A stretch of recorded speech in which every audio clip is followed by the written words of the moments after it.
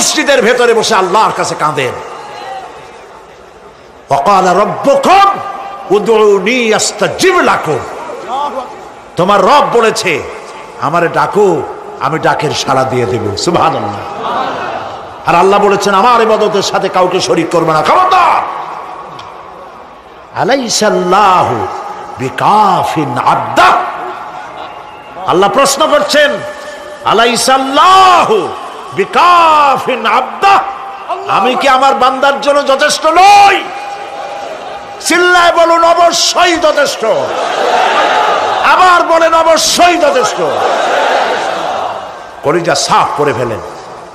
সম্রাট শাহজাহান, দিল্লির সম্রাট, হাবিজাবি সম্রাট না, দিল্লির সম্রাট। এখন কোথায়? কবরের মধ্যে।